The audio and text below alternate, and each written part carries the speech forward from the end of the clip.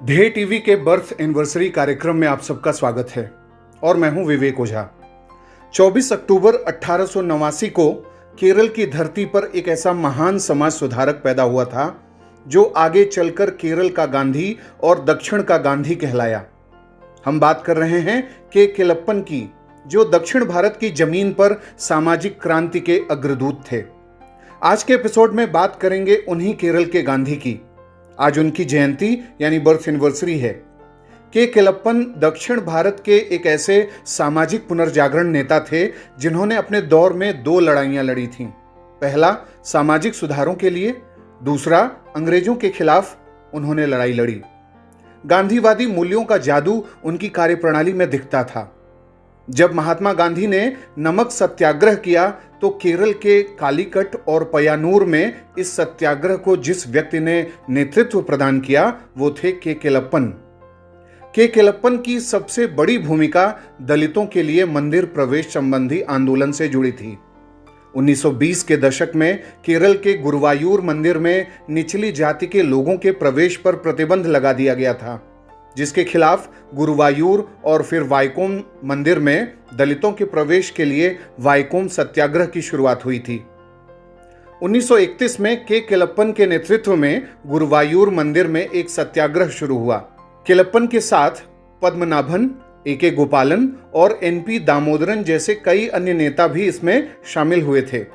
लगभग 10 महीने तक केलप्पन गुरुवायूर सत्याग्रह आंदोलन करते रहे, लेकिन जब इसके बाद निचली जातियों को इस मंदिर में प्रवेश करने की अनुमति नहीं मिली तो 21 सितंबर 1932 को इस मंदिर के सामने के केलप्पन आमरण अनशन पर बैठ गए।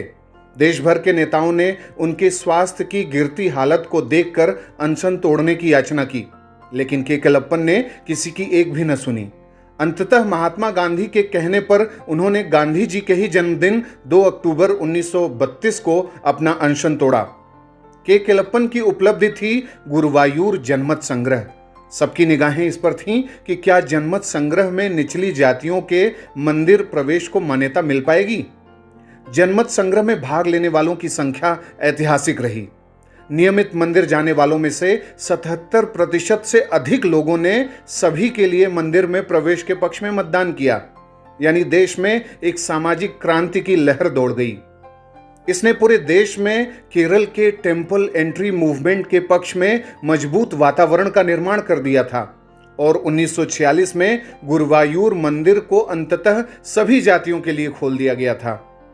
आज हम जिस भारतीय संविधान और उसके अनुच्छेद की बात करते हैं और उसे सामाजिक क्रांति का दस्तावेज कहते हैं और उसमें अनुच्छेद 17 की बात करते हैं जो अनटचेबिलिटी के एबॉलिशन की बात करता है, उन सब की नींव इन्हीं सामाजिक अग्रदूतों ने रची थी।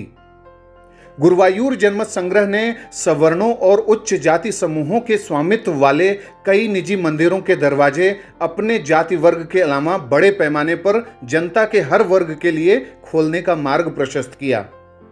केरल में वाइकोम आंदोलन या वाइकोम सत्याग्रह को सफल बनाने में भी के केलप्पन ने महत्वपूर्ण भूमिका निभाई थी। इसमें उन्हें उस दौर के कई नेताओं और खुद महात्मा गांधी का पूर्ण सहयोग और समर्थन मिला था। 1923 में कांग्रेस पार्टी की काकीनाडा बैठक में टी.के. माधवन ने केरल में दलित जाति के लोगों के साथ होने वाले भेदभाव का हवाला देते हुए एक रिपोर्ट पेश की। केरल में अस्पृश्यता से लड़ने के लिए विभिन्न जातियों के लोगों को शामिल करते हुए एक समिति का गठन किया गया और के केलप्पन ही इसके अध्यक्ष थे। के केलप्पन की अध्यक्षता वाली समिति में टी.के. माधवन, वेलायुधा मेनन, के नीलकांतन नंबूथिरी और टी.आर. कृष्णस्वामी अय्यर भी शामिल थे। फरवरी 1924 में उन्होंने मंदिर में प्रवेश पाने के लिए और जाति या पंथ के बावजूद हर हिंदू के लिए सार्वजनिक सड़कों का उपयोग करने का अधिकार प्राप्त करने के लिए एक केरल परायतनम शुरू करने का फैसला किया और यहीं से शुरू हुआ वाइकोम आंदोलन। वाइकोम आंदोलन 30 मार्च 1924 को शुरू हुआ। वाइकोम महादेव मंदिर में जो एक बोर्ड था उसमें निम्न जाति के लोगों यानी अवर्ण के प्रवेश से इनकार किया जाता था। सत्याग्रहियों ने 3 का जत्था बनाया और मंदिर में प्रवेश किया। पुलिस ने उनका विरोध कर उन्हें गिरफ्तार कर लिया। गांधी जी, चटम्पी स्वामिकल और श्री नारायण गुरु ने इस आंदोलन का समर्थन किया था। इस आंदोलन को पूरे भारत में प्रमुखता मिली और दूर दूर से समर्थन मिला, पंजाब के अकालियों ने सत्याग्रहियों को भोजन उपलब्ध कराने के लिए रसोई स्थापित करके समर्थन किया। यहाँ तक कि ईसाई और मुस्लिम नेता भी वाइकोम आंदोलन के समर्थन में आए। हालांकि गांधी जी इससे पूरी तरह सहमत नहीं थे, क्योंकि वे चाहते थे कि आंदोलन एक अंतर हिंदू मामला हो। गांधी जी की सलाह पर अप्रैल 1924 में आंदोलन को अस्थायी रूप से वापस ले लिया गया था।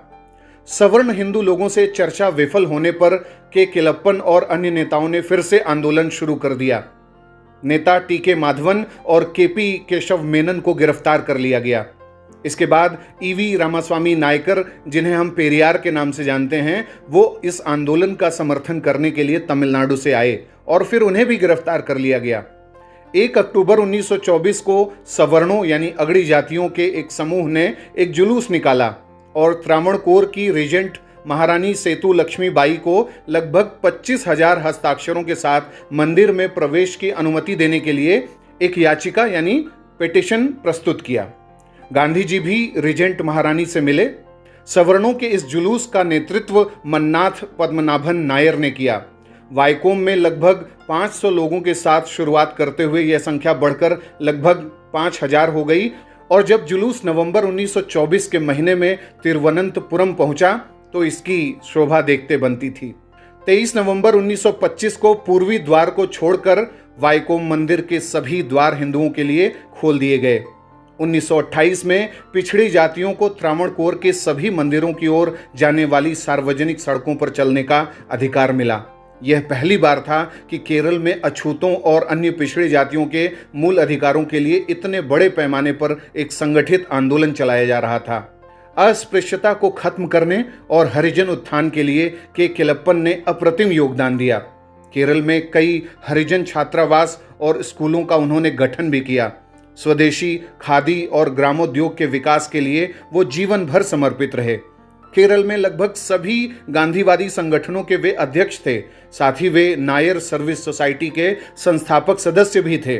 उन्होंने मातृभूमि नामक समाचार पत्र का संपादन भी किया, वो उसके एडिटर रहे और अभी 100 साल पूरे होने के उपलक्ष्य में इस समाचार पत्र के प्रधानमंत्री ने कुछ समय पहले एक समारोह का भी आयोजन किया था।